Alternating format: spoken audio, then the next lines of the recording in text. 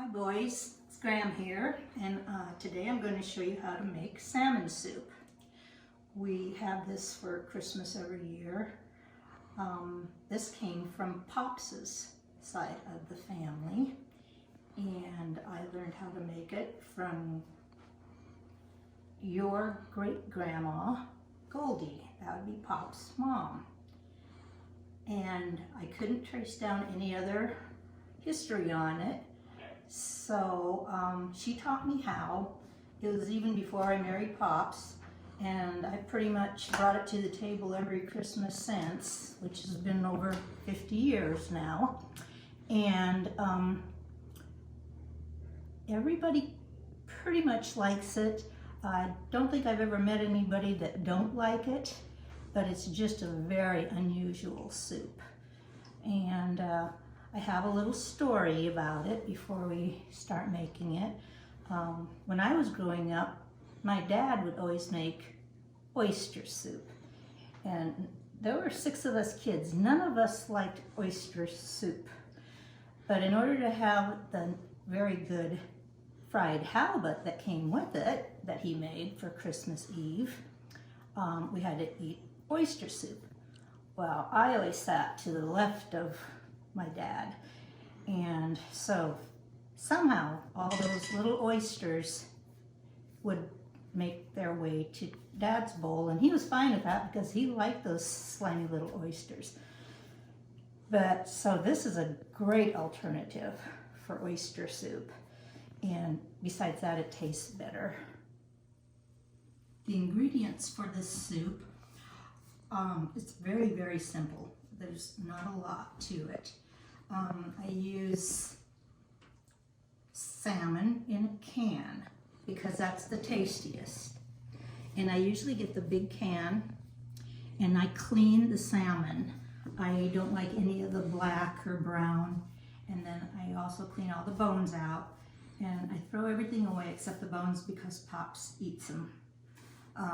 But you can throw them away if you want to. And then to make a little bit more meat in the soup, I buy the little flat can, and that's all salmon's meat, so I don't have to clean that. I just put that whole can in there. Then there's the butter, a little bit of Velveeta cheese, and whole milk. Sometimes I put cream in there, sometimes I don't. By using the whole milk, I don't think you need to.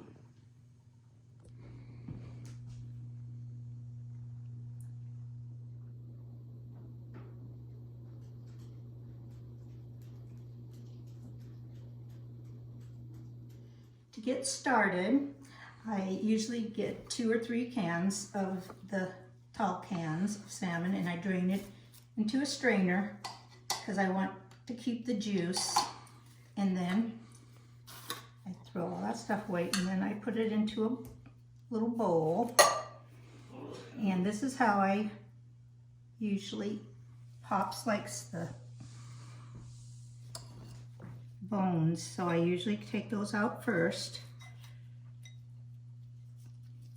And then this is what I was talking about. I don't like any of the black stuff. I'll just use this bowl because that way I can save it. And I don't like that brown stuff either.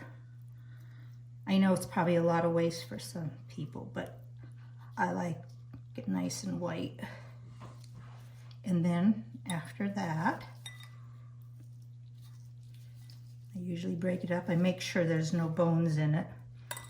And I pretty much get them all.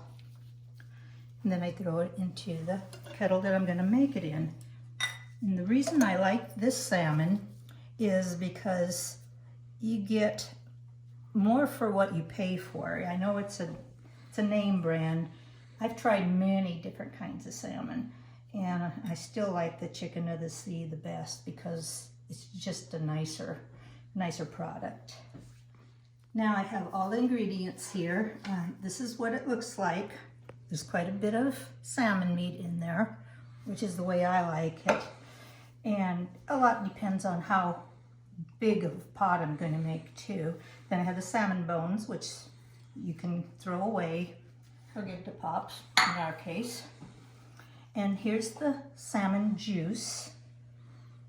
And that's where probably most all of the taste comes from. And this has got enough salt in it that I don't usually put salt in the soup. I let people salt it themselves. I'm gonna put that in there. And then the only other ingredient right now is a stick of butter. I like to use butter the best. It's just creamier and richer. This is a very rich soup. And when we get all that together, we'll take that to the stove and we're gonna slowly melt this together. Now I brought it over to the burner and we're just gonna turn it on for, oh, I'm gonna say medium, for whatever time it takes to melt the butter. I don't like to break up the meat a lot. Some of these big ones I break in half because as it cooks and as I work with it and just pouring it into another, like the crock pot where we keep it, breaks it up enough. And so we're going to go ahead and let that melt. And I have it on medium. I think that's probably good enough. Okay, this has been on for about 2 minutes and it's pretty much all melted.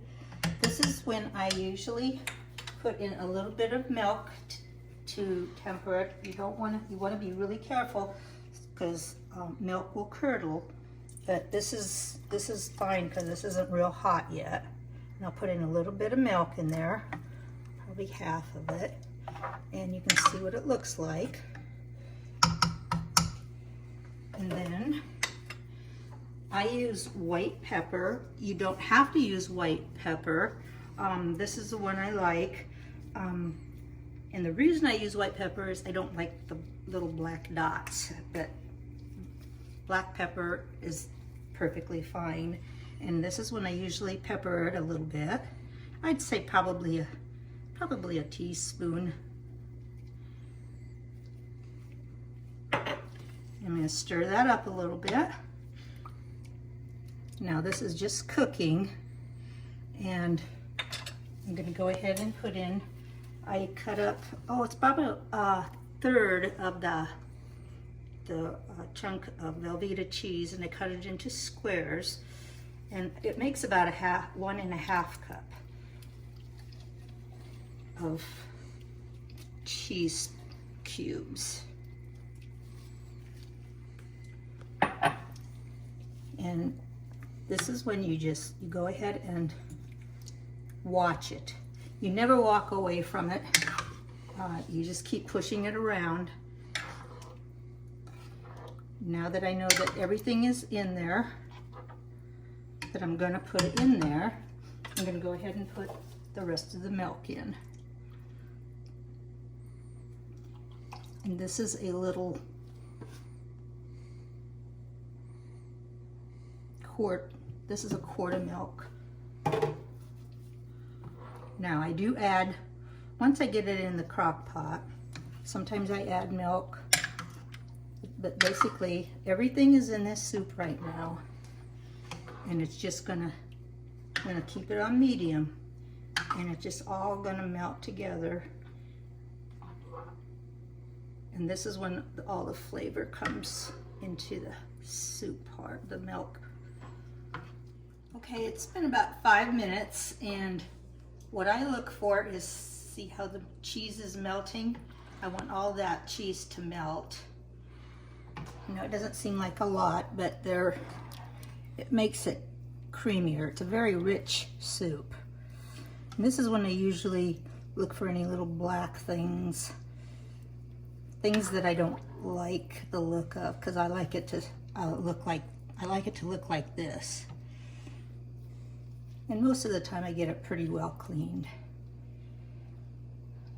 And once this is all melted, which you can see it's melting, I'm keeping it, stirring it, because you don't want it to boil. It can simmer a little bit on the sides, but you don't want it to boil. You can see how it's breaking up. And once that's done, only way I figured out how to keep it warm and serve it someplace else or to the family is to put it in the crock pot. And I put it on warm. And I do watch it because some crock pots are hotter than others. And I never want it to boil because that could cause it to curdle, the milk to curdle, and you don't want that. Okay, this is how I like it. Looks perfect to me. And I'm going to turn off the heat burner so there's no more fire under it.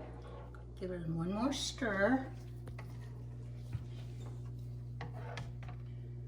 See, there's still some big chunks in there, which I like to keep in there because they're gonna break up. And it's hot enough now that the cheese, whatever cheese is in there, unmelted, will melt. So we're gonna take it over to the crock pot. And then this is usually when I have somebody pour it in for me. Okay, now we've transferred it from the saucepan into the crock pot. And you can see there's still quite a few big chunks, which I want to leave them in there till we serve it. And it is steaming, it is hot. This is usually when I taste it and either add more milk, more cheese, or more pepper, because those are basically the main ingredients. And the reason I have a smaller one today is because we're just going to serve our family. I usually use a big crock pot and make about a triple batch when I take it to family Christmas. And it's always gone. Everybody likes it. We serve it with oyster crackers, little tiny crackers, and it's really, really good with grilled cheese sandwiches. And so that's Graham's salmon soup from Grandma Goldie.